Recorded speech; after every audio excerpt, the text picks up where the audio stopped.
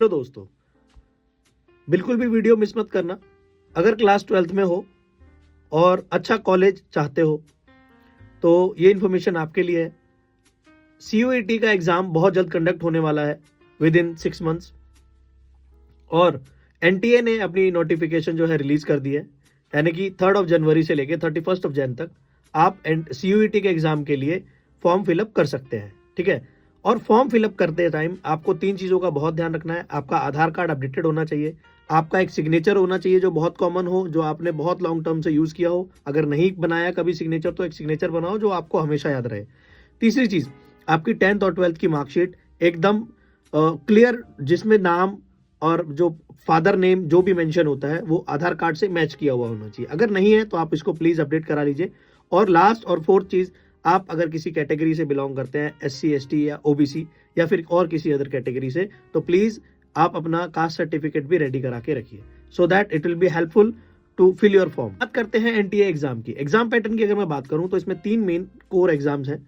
जैसे कि एक पहला होता है लैंग्वेज पेपर। लैंग्वेज पेपर में 13 भाषाओं में पेपर कंडक्ट किया जाता है और 13 भाषाओं में आप किसी भी भाषा को चुनकर उस एग्जाम को दे सकते हैं। लैंग्वेज पेपर में मोस्टली जो बच्चे देते हैं वो हिंदी और इंग्लिश होता है, बाकी रीजनल लैंग्वेजेस हो सकती हैं। हिंदी इंग्लिश को लगाकर 13 लैंग्वेजेस होते हैं। फिर सेकंड पेपर होता है डोमेन पेपर। डोमेन पेपर का मतलब है कि डोमेन सब्जेक्ट होता है। डोमेन ऐसे सब्जेक्ट्स, जैसे किसी बच्चे ने 12th क्लास में पॉलिटिकल साइंस ली है या हिस्ट्री ली हुई है या इकोनॉमिक्स ली हुई है, और वो वही बच्चा वही सेम पेपर को, वही सेम सब्जेक्ट को आगे कॉलेज में कैरी ऑन करके उससे ग्रेजुएशन करना चाहता है, तो ऐसे सब्जेक्ट्स को आप डोमेन सब्जेक्ट्स कह सकते हैं। आप मैक्सिमम 5 डोमेन सब्जेक्ट्स रख सकते हैं, बाकी आप अगर चाहें तो एडिशनल सब्जेक्ट भी रख सकते हैं।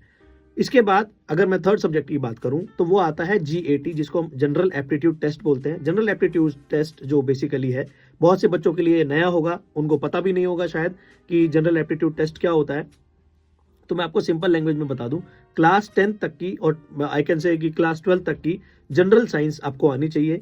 एक सब्जेक्ट होता है जिसको हम बोलते हैं रीजनिंग। रीजनिंग का मतलब सिंपल सा है कि आपको तर्क बताना होता है, लॉजिक हो सकता है या फिर वो एनालिटिकल भी हो सकता है। इसके अलावा अगर मैं मैथ्स की बात करूं तो आपको क्वांटिटेटिव एप्टीट्यूड आना चाहिए, आपको मेंसुरेशन आना चाहिए, आपको एलजेब्रा आना चाहिए, आपको अरिथमेटिक आना चाहिए और ज्योमेट्री आना चाहिए, और बेसिक जो कैलकुलेशन होती है वो आपको आनी चाहिए। सो इसके अलावा भी बहुत सारी चीज़ें हैं, जैसे कि जीके है, GS है और एनवायरमेंटल स्टडीज़ हैं, जिसके बारे में आपको बहुत कोर नॉलेज होनी चाहिए। और सारी चीज़ें एक तरफ रखने के बाद जो एक थोड़ा टिपिकल सब्जेक्ट है, that is current affairs. Current affairs एक बहुत इंपॉर्टेंट रोल प्ले करता है, क्योंकि करंट अफेयर्स के कम से कम 10 क्वेश्चन तो पूछे ही जाते हैं। ठीक है, तो ये सब आपको पता होना चाहिए। बात करते हैं करंट अफेयर्स की, तो करंट अफेयर्स देश दुनिया में हो रही समसामयिक घटनाएं जो भी होती है उनको करंट अफेयर्स बोला जाता है।